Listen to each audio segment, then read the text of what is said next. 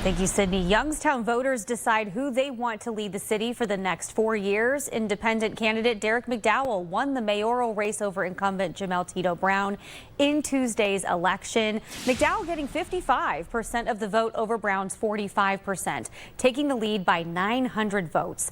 A total of 8,239 cast their votes in this race.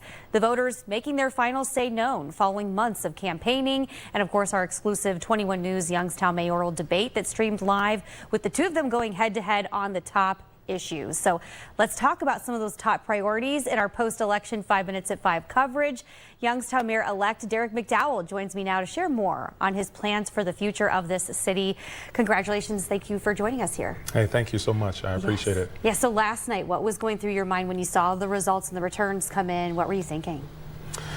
You don't know what to think. You know the voice of the people is their vote, and so it's their choice. And so I was settled in that I love this city enough that their choice belongs to them, and it seems they chose me. And so I appreciate everyone who did so. Okay, let's get into this. During the celebration, you said, I want to roll up my sleeves. I want to get started. So what do your first 90 days look like? You say you have a plan of attack. What are you going to do when you first enter office? Yeah, what we have to really talk about is I see comments now, everyone wants to know where that plan is, and so that first 90 days is a plan that has to be developed together. You have to get a hold of City Hall. As someone who's not within City Hall now, I've got to step into City Hall and do some deep evaluations of our current employees.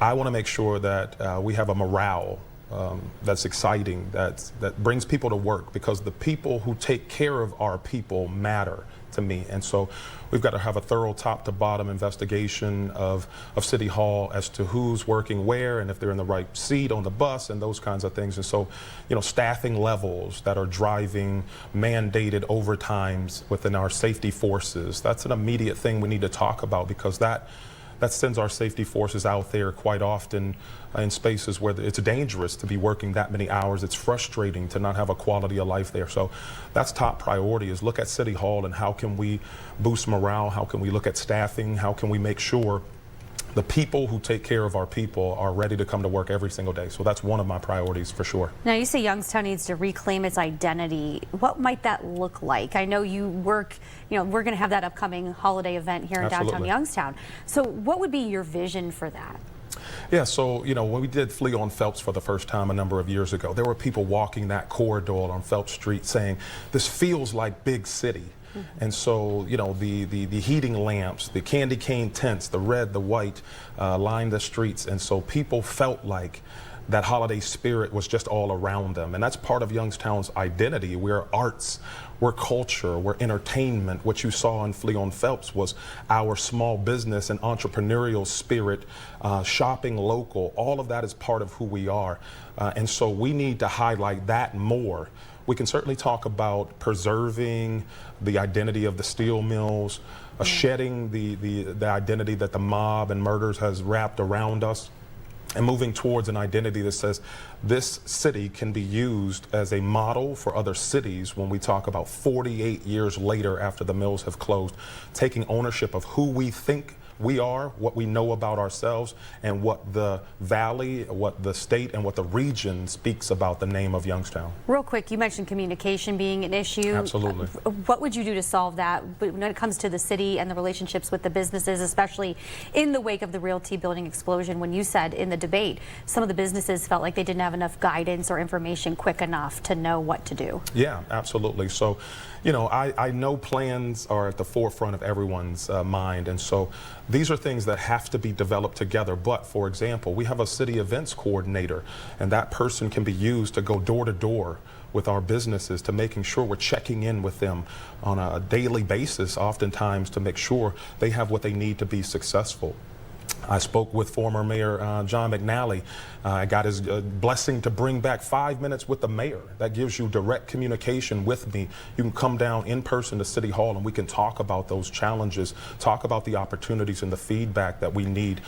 Youngstown Text You know, that's a service we can provide, not just for the emergency service response that we talk about that we need for a city in a tragedy like Realty Tower, but it can be used for updates throughout the community as well. We have less than 30 seconds. I want to make sure I ask about the construction in downtown Youngstown. Is that something you're going to focus on to see if you can maneuver or get some of those projects wrapped up? Yeah, absolutely, because I said it to someone before. Our orange barrels, unfortunately, they're not perceived right now as progress. They can be perceived as a pain point.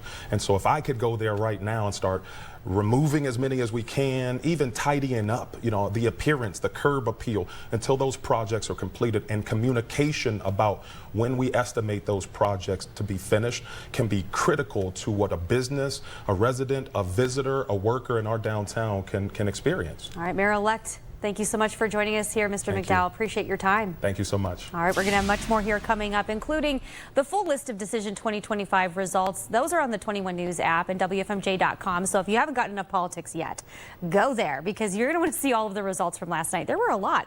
Right under the political tab is where you'll find them. We have a lot more Decision 2025 coverage on the way, too, as we see just how Tuesday's election winners are going to prepare to take their new positions.